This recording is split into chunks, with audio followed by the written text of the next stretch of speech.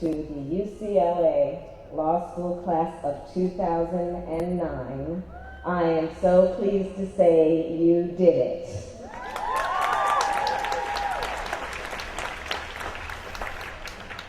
And there is no doubt it was a team effort involving your family and your friends and Gilbert's outlines and, of course, mass quantities of Red Bull. And graduates, continue to keep them all around you, especially the Gilberts and the Red Bull, because they will, of course, get you through the next phase, which is the bar exam. And I promise you, you will pass the bar.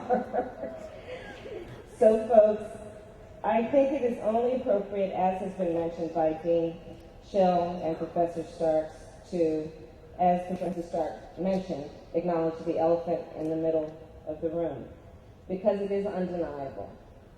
The world is a very different place today than it was the day you applied to law school.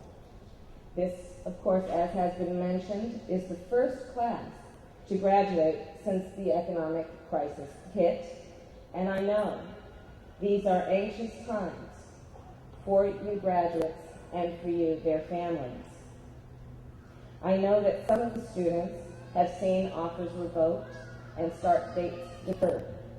I know there are some who are still trying to find jobs. There's something else I know. I know you will make it, each and every one of you. And how can I be so sure? Well, you graduates today not only represent one of the finest collections of legal talent anywhere, you are also part of the generation that changed the history of our country and the history of the world by making Barack Obama President of the United States. And I can't wait to see what you will do for an encore. Graduates, it's been 3 wonderfully excruciating years, and the years have no doubt transformed you. No doubt you are different today, and we couldn't be more proud. As you know from your studies, the legal community has always functioned as a sort of brotherhood and sisterhood. With this diploma that you will receive, you will become a lawyer. You will now be one of us. And in that way, this is bigger than you. You are now part of a larger fabric, a continuum of thinkers and doers, stretching back to the earliest days of common law. And when we remember this history, we'll also remember that the law was traditionally a trade profession, a profession where you learned on the job, in apprenticeship with an experienced practitioner of the art. By the very evolution of our profession, we know that to be a lawyer is to be a teacher and a student your entire life. So graduates, I come here today with a humble spirit, hoping to offer a little wisdom based on 18 years on the job as a courtroom prosecutor. And I believe it all starts with the basic lesson of every law class we took. We were taught that the law fundamentally exists to protect the voiceless and the vulnerable. Indeed, the law is our democracy's most powerful tool, and often the only available remedy. And this has always been the case from the Industrial Revolution to the wireless age. Across millions of individual actions in thousands of courtrooms, the day in, day out work of legal professionals has always been a guiding hand, urging our nation closer to the light. So I say, let the late night comedians have their lawyer jokes. We know better. We know that it was an assortment of lawyers who gathered on a summer day in Philadelphia to assert a nation's independence based on a universal declaration of human equality. We know, it was the work of lawyers that broke Jim Crow. And over 4 centuries of case law, from labor to torts to the environment to civil rights, it's been the lawyers who have animated our values by insisting we live by the letter of the words and the spirit of our ideals. As lawyers, we understand that our unique role confers a special responsibility. As lawyers, we are officers of the court, and we all have an obligation to serve.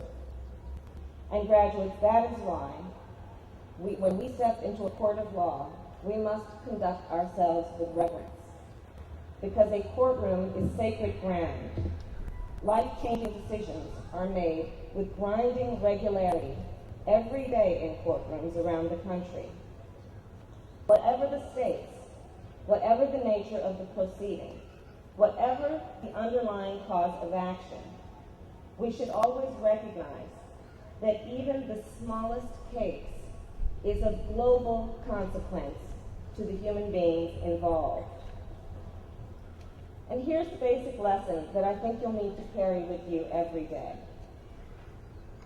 In the end, when it's all said and done, all we lawyers have of value is our reputation. Sure, we can make money, we can acquire fame, we can win awards, we can read our names in legal journals, but what matters at the end of the day is your name. A reputation for preparation, a reputation for fairness, a reputation for good judgment, and above all, a reputation for keeping your word. And you know, it won't always be easy. In fact, scientists have studied us, we lawyers. Years ago, in fact, an endocrinologist put our profession under the microscope, and he found that lawyers have more testosterone than practically anybody else. And this explains everything, doesn't it? I see heads nodding up and down. Families, you know what I'm talking about. And as an aside, families, let me warn you, it can be challenging to live with a lawyer, and I'm sure you were challenging to live with a law student. And I know it's not easy being cross-examined every morning before you have your coffee, but that is something that we tend to do. Because we lawyers can be intense, and we can be stubborn, and we are fighters, and we are competitive by our very nature. And so, graduates, I will warn you, when you are in an adversarial environment, and the adversarial environment of our profession, it is possible to get seduced.